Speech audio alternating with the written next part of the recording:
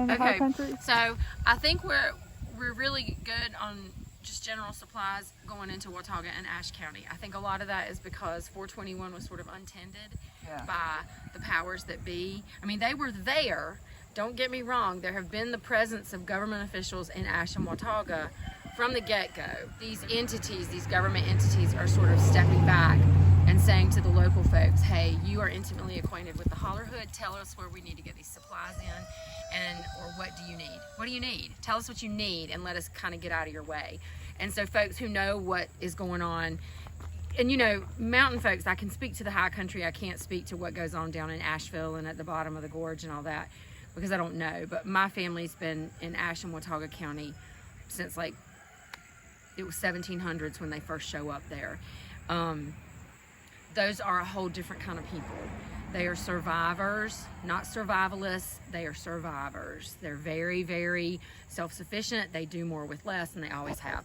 So I can't speak to what's happening down in Asheville. I think there's plenty of boots on the ground and voices coming out of Asheville who are saying, hey, wait a minute, you know, National Guard and other agencies showed up here over the weekend. Like they started trickling in during the weekend. So I think that those voices are being spoken over by folks who have great video editing skills and a social media presence, and everybody loves to believe the worst thing first. You know, in the end, the truth comes out, but for now, those big loud voices and the people who are sharing the misinformation are kind of getting a lot of airtime. Yeah. But right now, I think we are great going into Ashe and Watauga County with supplies. They do not need any more diapers. They do not need any more water. That doesn't mean they won't need it 2 weeks from now. But there is a storage crisis, especially when you're dealing with buildings that would normally be used for storage, like community centers that were flooded and they experienced damage. They can't hold any more diapers until they get some of these other diapers or whatever the item is distributed out to the people that need them.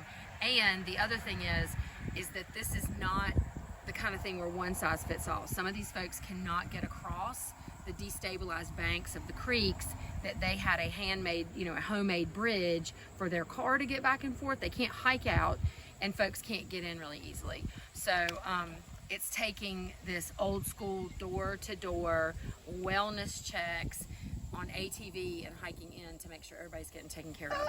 But what came out, the report that came out of Todd this morning by somebody who was knocking on doors, metaphorically and literally, was that power was getting restored, water was being restored, and some of the folks that 2 days ago needed crisis assistance when she arrived were now out providing assistance to other people because they're over the hump.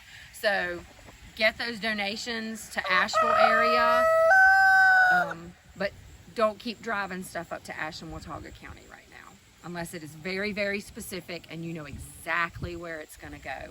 But blankets for the next week, yay, because life temperatures are plummeting.